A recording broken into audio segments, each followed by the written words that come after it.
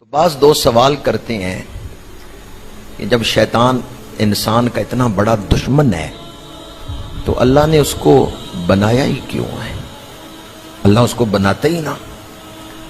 تو ایک بات تو یہ دل پہ آج نقش کر لیں کہ مومن کبھی اللہ کے فیصلوں پہ اعتراض نہیں کر سکتا۔ اعتراض کا ذرہ، اعتراض میں الف کے نقطے کا آخری سرا بھی مومن کے دل میں کبھی نہیں آیا۔ اللہ نے زندگی کو آزمائش بنایا ہے، اللہ نے جو کیا ہے درستی کیا ہے۔ کل کوئی یہ بھی کہہ سکتا ہے بھی خنزیر کا گوشت حرام ہے تو اللہ نے خنزیر کو بنایا ہی کیوں ہے؟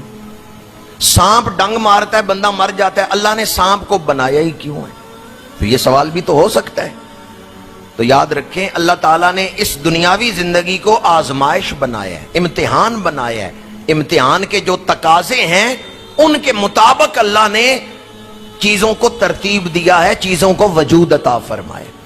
اس لیے کبھی یہ سوال اگر کسی لبرل کی طرف سے، کسی بے دین کی طرف سے یہ سوال آئے بھی کہ اللہ نے شیطان کو پیدا ہی کیوں کیا ہے، تو سمجھیں یہ شیطان کا بہت بڑا حملہ ہے جو میرے دل پہ ہو رہا ہے۔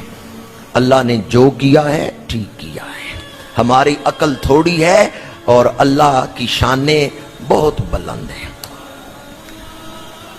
بعض کتابوں میں ہے کہ اللہ کے ایک نبی، پہلی امتوں میں ایک نبی عرض کرتے ہیں پروردگار یہ چھپکلی کو کیوں بنایا ہے؟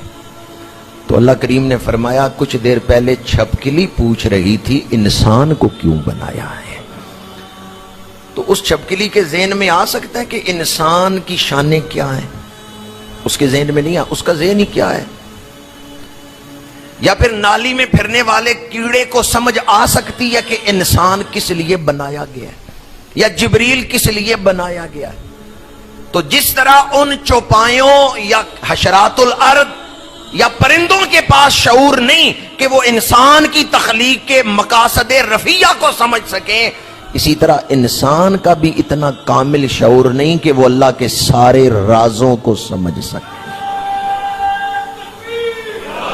تو یہ ذہن میں رکھیں کہ اللہ نے جو بنایا ہے ٹھیک بنایا ہے۔